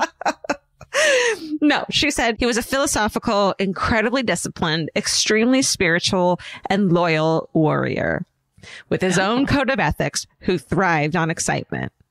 And then she lit a candle on her under his headshot. Okay. Yeah, she was into that guy. Yeah, I think she still liked him.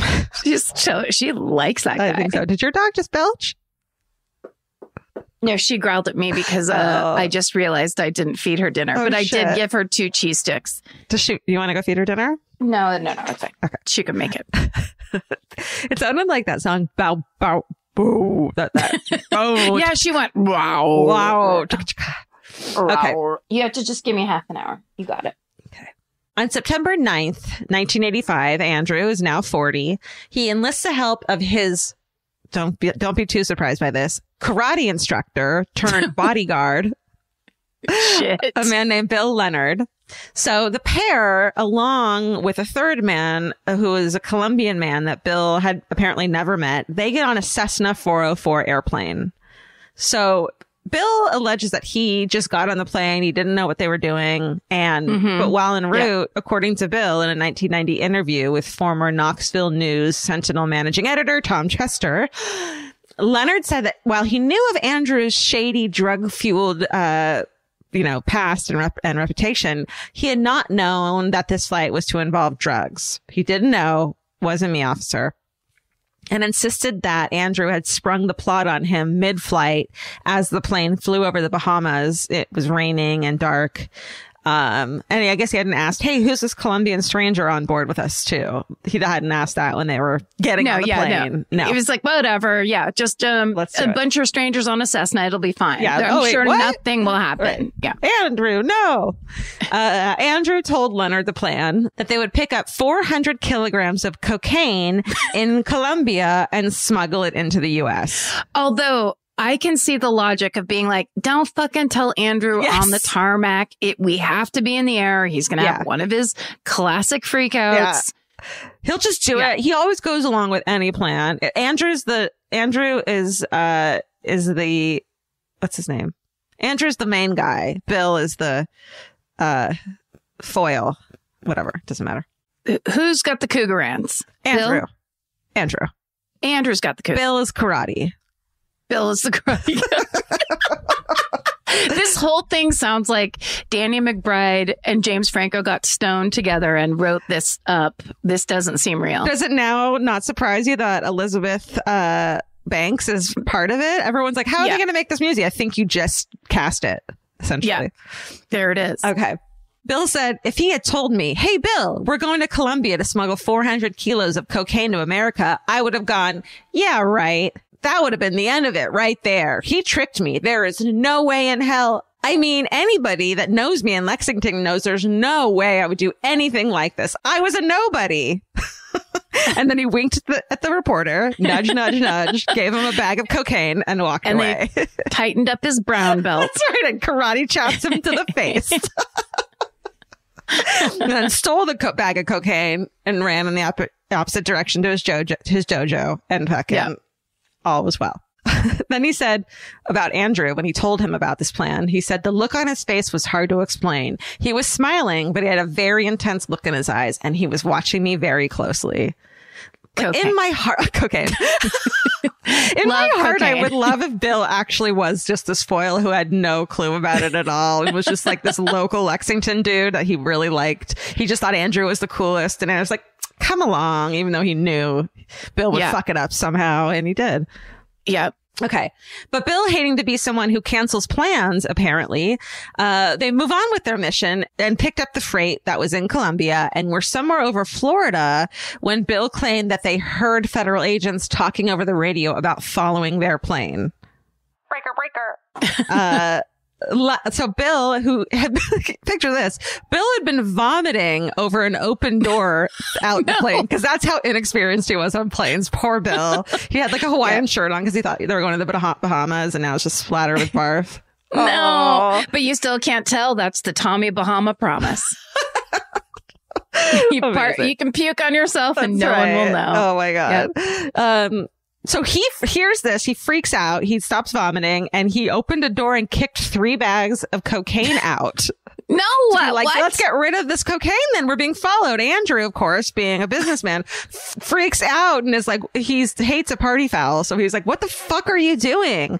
And the two of them start to argue. Okay. Bill says, quote, right at that time when it looks like we're going to rip each other's throats out, he just starts laughing. I don't know what happened. I started laughing. The next thing I know, we're both rolling around in the plane laughing. That's probably the safety hazard, right? Tears coming out of our eyes. He turned around and said, I'm really sorry for getting you involved in this. I can see this is not your thing. You're a family man. Just do what I tell you and I'll get you out. That's a quote. I didn't just fucking make that up. This is, I'm sorry, but this is also, if you've ever seen the fucking Peter Falk movie and Alan Markin movie, The In-Laws, this is a very similar plot to The In-Laws. This is like, we thought the cocaine bear aspect of this story was the best part of the story, so we never bothered looking it up. I completely, in my mind, connected it to a totally different story you did the full version of. Yeah. And just in my mind was like, oh yeah, that must be connected to that thing.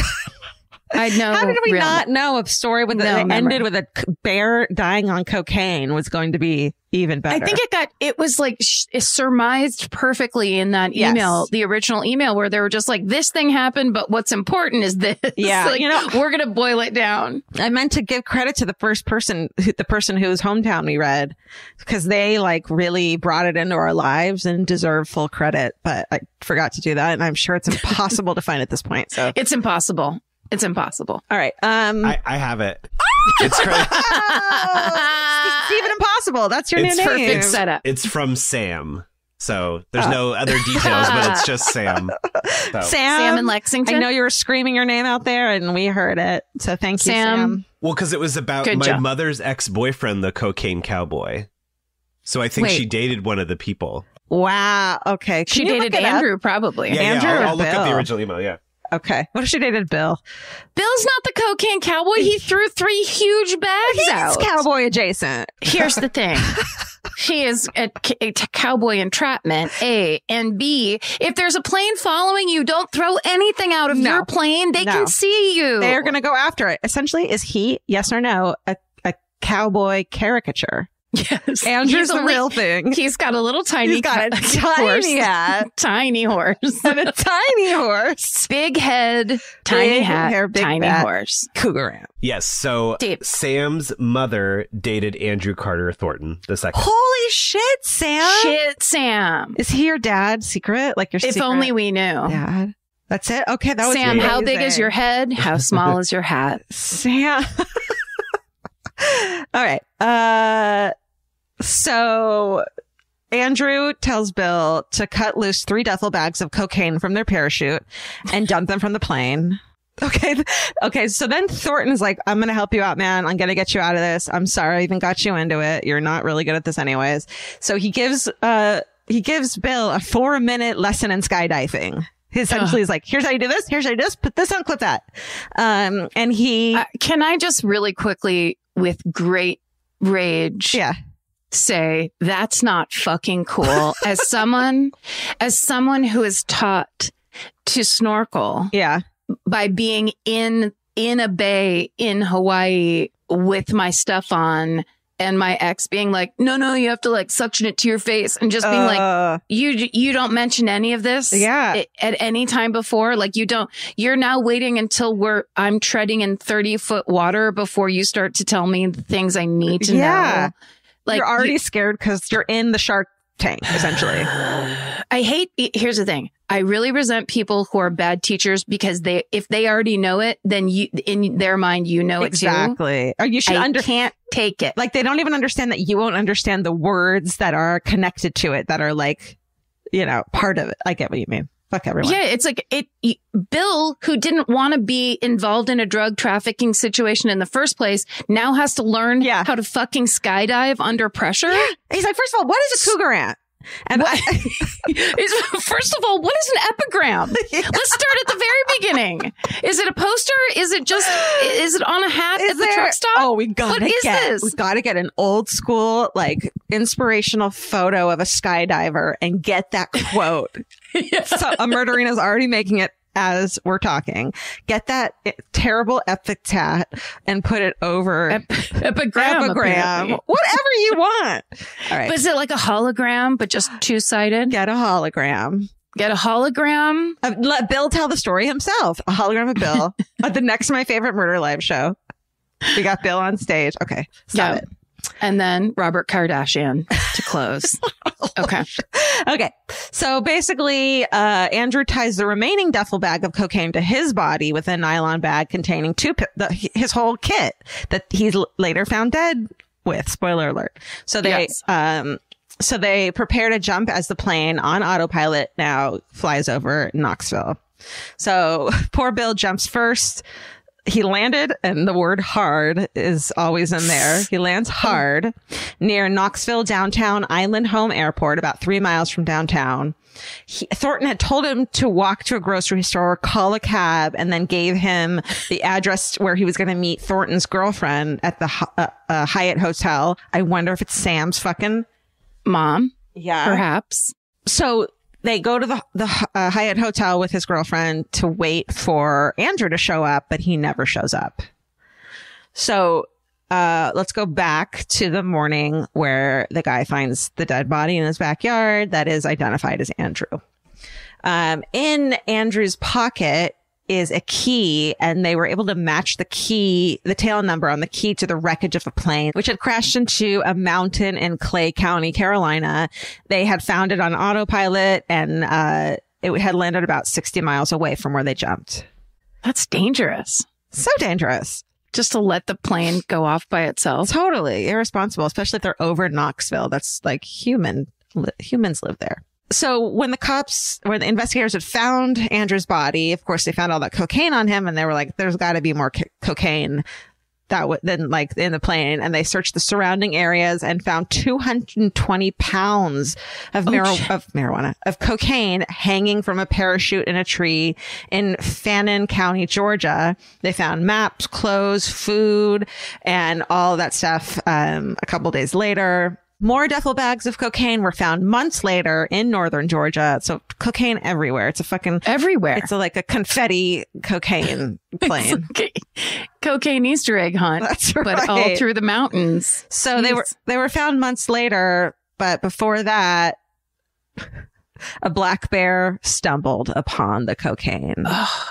Enter there he is, our friend Cocaine Bear. Spotlight, hat, cane. Okay, now it's the solo. Hello, my baby. Lights go down, spotlight on, Cocaine Bear. I'm just a little cocaine bear. Wandering around the forest, not high or wired. What will my day bring? Oh, what's this? What's this? A pile of powdered sugar? No! Well, a local hunter who sadly has never been identified because Hero had found the dead bear and told his friends about it, but none of them reported it to authorities because they're hunters in Georgia and they don't, I think, mingle with authorities. They're like, mind your business. Yeah, exactly. So it took 3 weeks for the story to finally trickle down to a game and fish agent who then told the agents at the Georgia Bureau of Investigation, and they discovered the bear's body on December 20th. So that bear, as much as it's lived in our hearts and minds, it essentially snorted up a bunch of coke and died kind of on the spot. Sounds like just immediately OD'd. No, listen, let's keep in our hearts and minds. And in Nick Terry's incredible animation that he did of this, that's fucking classic. One of everyone's favorites, that they had a grand old time. It was so much fun. All the woodland creatures came together and got wired. That's right. A medical examiner conducted an autopsy on the bear and found every telltale sign of a massive overdose. Let's all sing it together. Cerebral hemorrhaging, respiratory failure, hypothermia, renal failure, stroke, and heart failure. Oh, no. Yeah, like it died. And then I wrote, it's unclear if the detailed plans to open a restaurant called Bear Essentials were ever located. Because of course I did. Because you had to. Because I had to get it in there. George, quiet. Tonight, the part of the bear is being played by George Kilgareth. By George, who hasn't eaten yet. Hey, say it. I get that. All right. So, but that medical examiner was so impressed with the bear and its state that despite everything, the bear's body was actually in good shape. So he was like, it'd be a pity just to throw this in the cremator, and calls up a hunting buddy who was a taxidermist. And so the bear's taxidermized. That's a word. And put on display at the Chattahoochee River National Recreation Area in Georgia. But it doesn't have like a plaque saying what it is. It's just like a fucking taxidermied bear. So it doesn't get its full glory just yet. But so there's an approaching wildfire that forces the employees of that place to load up some of their artifacts into a storage unit. Someone breaks into the storage unit, steals a bunch of artifacts, and Cocaine Bear. Twisted fucking turns, man. So sorry, a forest fire's coming. Yeah. And they're like, grab the important stuff. Dan, you, Jerry, Rick, and TJ, grab that fucking gigantic taxidermy bear that died 5 ways. And Chris is like, I'll go get the arrowheads. And like, I'll get the precious arrowheads. I'll get the precious feathers and the arrowheads while you guys lug the fucking Cocaine Bear. The fully taxidermied and stuffed with sawdust. Yeah. Hurry up, guys. Okay. Then some creeper creeps into some college students find out that the Cocaine Bear is at the storage unit. At the Georgia storage unit on I-5 and where I-5 meets the 210. The 210.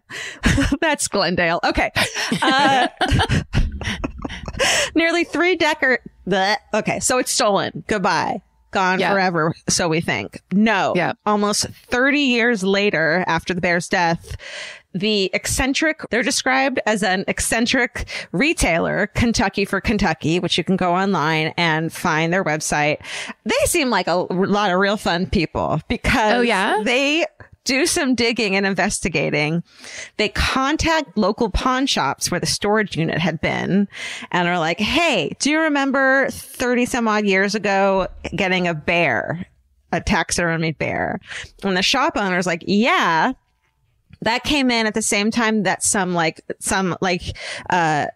feathers and arrowheads had came in, and we found out they were stolen, so we returned those, but the bear was never claimed, so we sold it. Kentucky for Kentucky, we're like, well, where did that bear go? And they're like, let us look up our records. They find their records, and it turns out that the bear had somehow, through some changes, fallen into the hands of country legend Waylon Jennings. What the fuck?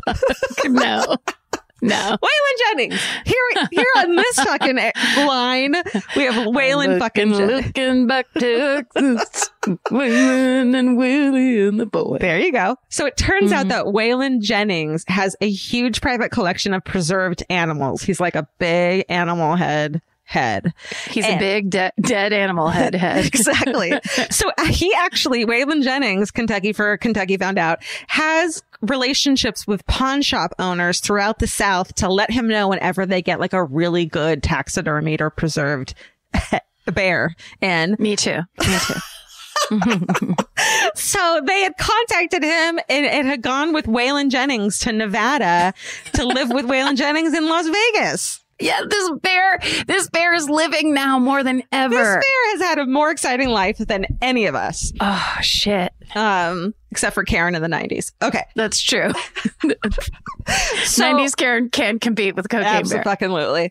So they trace it further in its illustrious journey, and they find that its current owner, and its current resting place was a traditional Chinese medicine shop in Reno. And it's owned by the now deceased man named Zhu Tsang, and it had been used there as decoration. So Kentucky for Kentucky contacts this man's widow, Mr. Tang's widow, and she tells them that her husband, quote, was always bringing home junk from auctions and estate sales and things like that. The bear was one of his favorite things. He just loved it for some reason. At first, because he had great fucking taste. At first, he wanted to keep it in our living room, but I wouldn't have it. It scared me. I made him take it to the store. You knew there was going to be an irritated wife somewhere along the line, whether it was Mrs. Jennings or Mrs. Tang here, where it's somebody going, are you fucking kidding You're me? not keeping that near the children. No full-size bears in the TV room. Talked about this. I come home with from an estate sale with a pair of matching vintage lamps. Mr. Tang comes home with a fucking full-size with cocaine the bear. Full-on cocaine bear. White powder underneath its nose. So Kentucky for Kentucky, in their fucking infinite glory, tells her the whole story.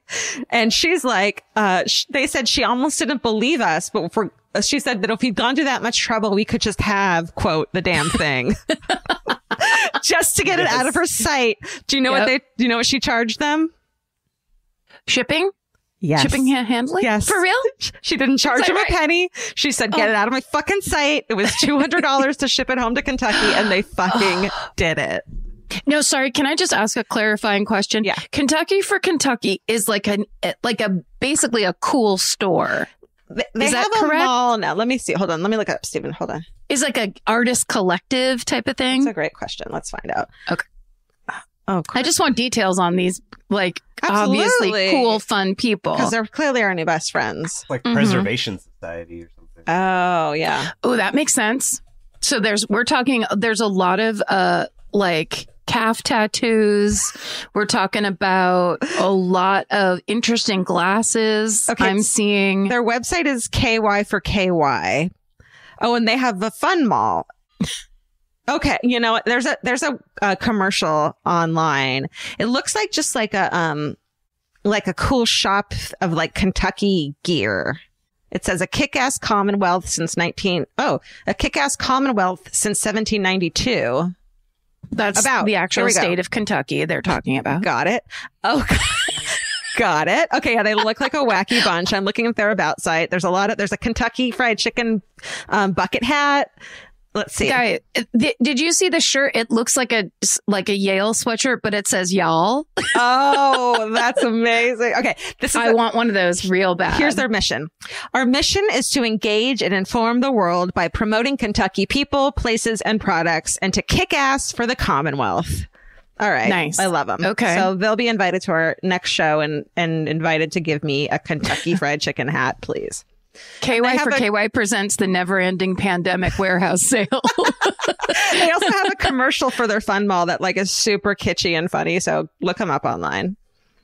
Yeah, these shirts. Oh my God! You know how the cicadas, however you pronounce it. There's a thing where they're coming back this year after 28 years, and they're all gonna. They have a picture on the KY for KY web. It's KY4KY.com. And it's a cicadas t-shirt, and it says, "Let me hear y'all make some noise." So they're a fun bunch. They're funny. They're funny and fun and love to have fun and buy bears. So they bought it. That makes it even better. They bought they tracked down single-handedly and bought the cocaine bear because they thought it was, I bet they were drinking one night and were like, it'd be so funny and what we need here, the cocaine bear. And they were like, what happened to it? And then they found it. Really quick, they have a t-shirt that says, "I'm not a cat. I'm here live. I'm not a cat," from when that guy was in court and the cat face. They have a t-shirt of that here cat live. face. I'm not a cat.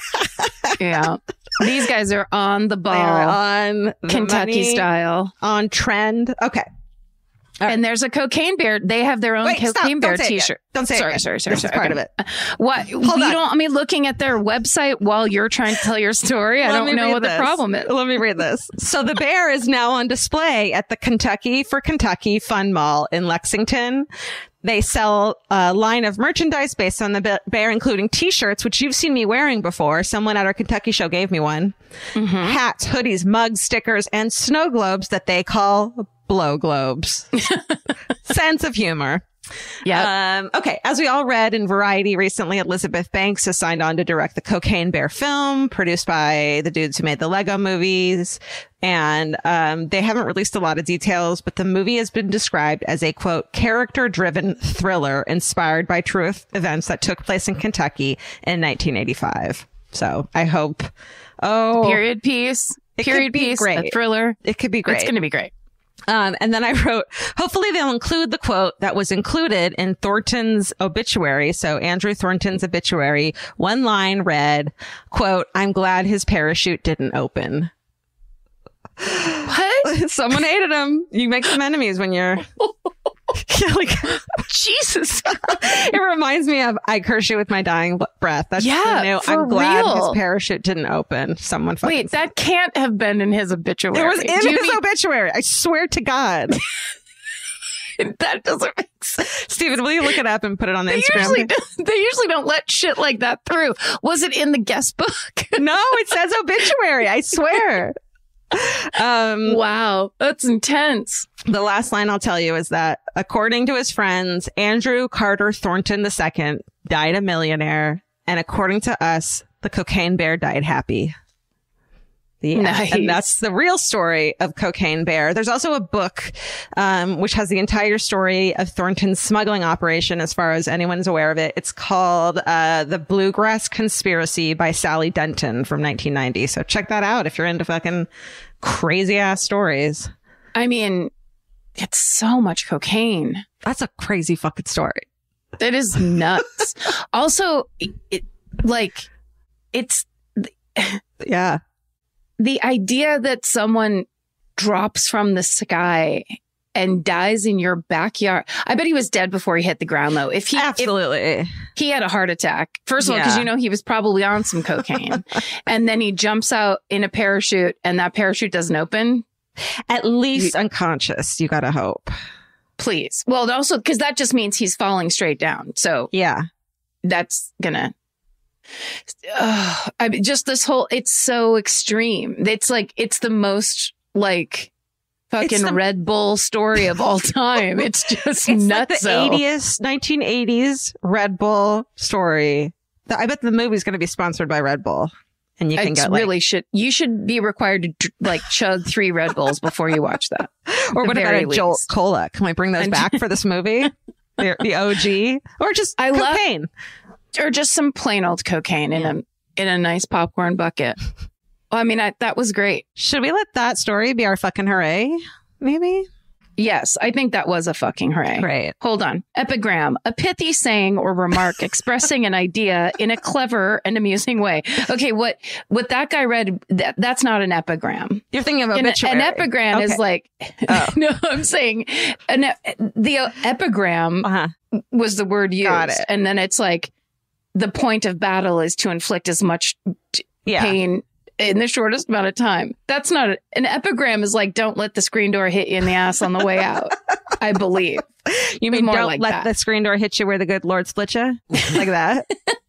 Or any number of epigrams. Of things. Stephen, did you find the obituary? Yes. So in the Rolling Stone article, it says the district attorney who prosecuted Andrew said, "I'm glad his parachute didn't open. I hope he got a hell of a high out of that." What a dick. I mean, unless what he was saying is, I love him so much, he's such my good friend, that he got the big final high. I bet he didn't even want the parachute to open, is what he was saying. Maybe? It just sounds different when you say, I'm glad his parachute. It does. It didn't. It does. Very bad. Yeah, maybe he was like, he got the ultimate high. I'm glad I loved him. I'm glad his parachute didn't open. It's what he would have wanted. That sounds way better. No one wants their parachute not to open. Sorry. Here's the first example of an epigram in Google. Okay.